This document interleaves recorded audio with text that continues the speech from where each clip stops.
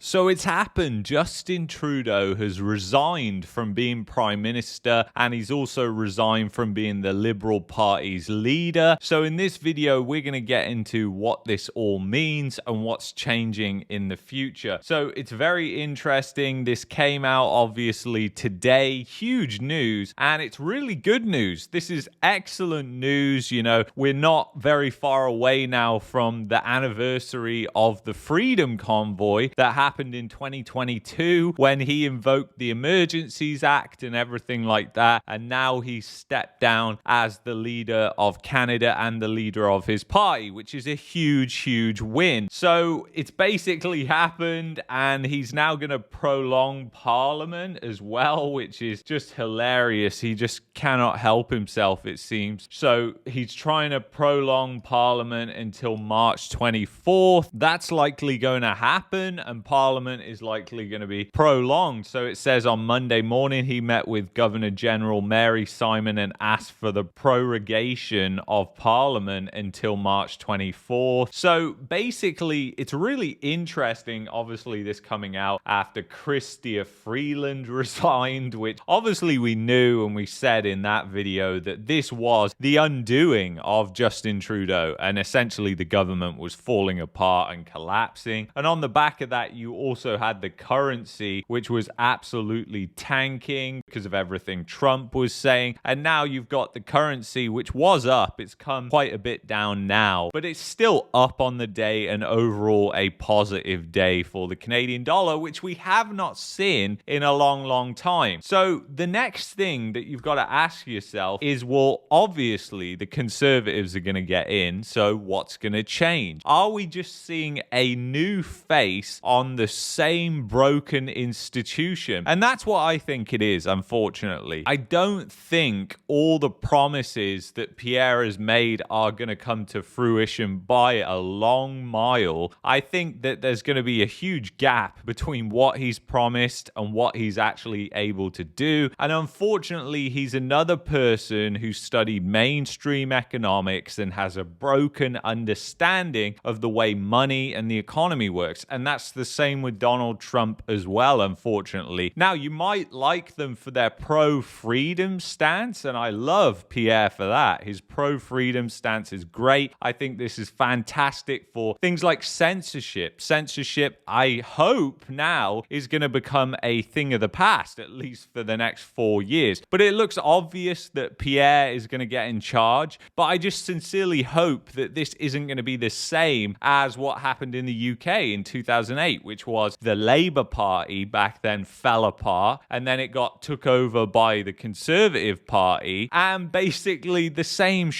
different person. That's what happened. So I'm really hoping that that's not the case this time with what's going on in Canada, but it remains to be seen. I do not trust these politicians, and it's so easy to get really euphoric about what's going on right now and just fall in love with Pierre's stance. But at the end of the day, he's talked a lot. Let's see what he actually does now. And it's really going to be like the proof's in the pudding, as they say. Well, we're going to see with him, because Justin Trudeau, he knew how to talk. That was one of the reasons that he got elected in 2015. But people forget, and the thing about Pierre that a lot of people don't even know is he was housing minister during Harper's government. And Harper's government, yeah, sure, they were better than the Justin Trudeau government, but they were presiding over the start of the housing bubble, and they certainly helped influence that housing bubble as well. And he was housing minister. But here's a thing that a lot of people don't know is if you actually look at housing prices, they actually went up more during when the Conservatives were in charge than when the Liberals are in charge. And this is politics. That's what the politicians do. They lie chronically, but then how can you trust somebody who lies like that, who's showing you charts from 2015 when Justin Trudeau got in charge, but they don't want you to know what was before that, which was actually even worse. And yeah, housing prices went up more during Justin Trudeau, but they have corrected back down. And I don't believe that the government overall plays a huge huge part, but they certainly fan the flames, and they're certainly the people who claim to be the firefighter who are also the arsonist as well. I think this is fantastic news. I'm really, really happy that this has happened. But like I said, have a little bit of skepticism, because a lot of people, just like with Trump, are going to get completely carried away with what he says. And like I said, it's not about that. It's about what he actually does. That is what matters. Is he able to lift Canada out of this depression? I highly doubt it, because the depression's in fact bigger than him and the government. The fact there's a load of promises that have been made that contradict themselves as well, like you're going to lower taxes and reduce the deficit. There are a lot of things that don't add up, so it remains to be seen. But again, I think this is overall positive news. It's positive news for commodities. It's positive news for the world in general. So I think it's a great day. Celebrate, have a glass of whatever you drink and enjoy, because yeah, it is great news. I'm really, really happy. So anyway, guys, if you've enjoyed this video, we'll be live again later. And if you've enjoyed this video, highly recommend you check out this video here. And if you're looking for a VPN and want to help support the channel, go to expressvpn.com/marketmania, and I'll see you in the next one. Take care.